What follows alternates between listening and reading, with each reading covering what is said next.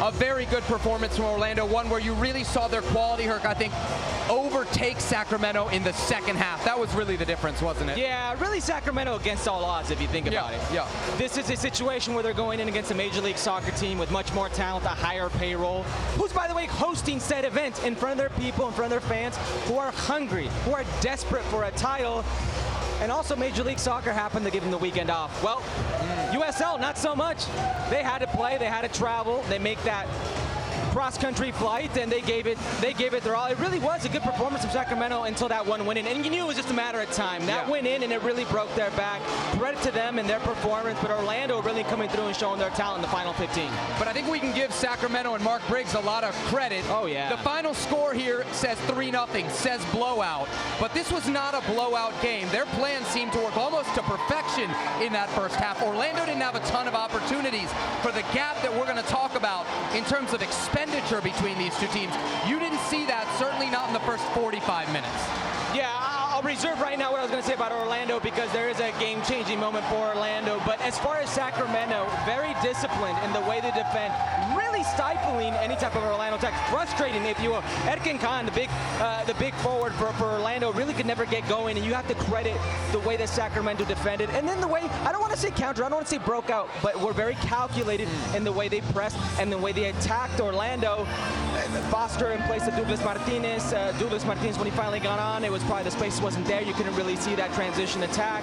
They couldn't get Lopez going. He's been a huge factor for him in any big moment that Sacramento's had throughout their history. It's been Rorro. So that was lacking per se.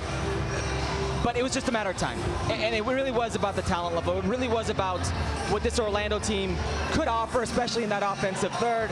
And I believe it was the 61st, 63rd minute. Benji Michel comes on for Herculez. I really think that unlocked the way that Orlando moved forward, really put the Sacramento defensive line under pressure. And it just took one. And once that went in, it forced Sacramento to open themselves up, and it was just another. You know, you talk about a final, and you wonder kind of who's the responsibility on. In this final, it was very clear. In some finals, it's not, but here Orlando is the MLS team. Yeah. They're at home. They've had the break. They want that first trophy in franchise history.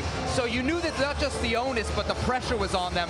To your point, I feel like Oscar Pareja really played his cards right, especially in the sub. He's the first to go to the bench. You mentioned Benji Michel. I mean, he's involved in all the goals for Orlando. That's the difference right there. It is. It is depth, essentially, isn't it? It is depth. It is talent level. It is money. It is what it is. Let's be honest. But give a lot of credit to Sacramento and how good they were. This was a case of big bank take little bank. It was a matter of time.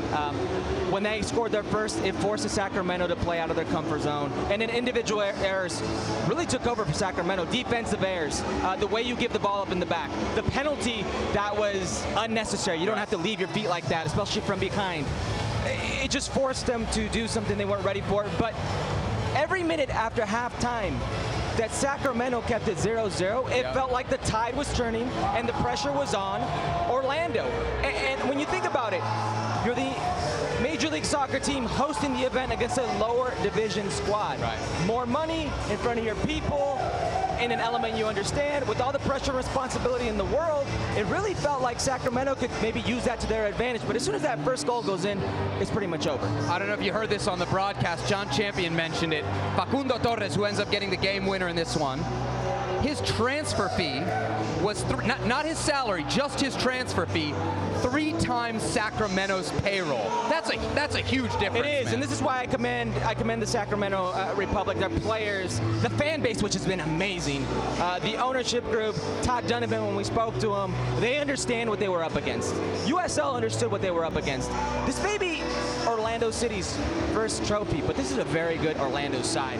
I mean, they've spent a ton of money since inception trying to be relevant in this league. This beautiful stadium in this downtown facility or vicinity, to have this opportunity to lift the title in front of their home fans, the odds were stacked against Sacramento. Well, thank you very much for watching ESPN on YouTube. For more sports highlights and analysis, be sure to download the ESPN app. And for live streaming, premium content, and let's not forget as well, ESPN FC 7 days a week. Subscribe to ESPN+.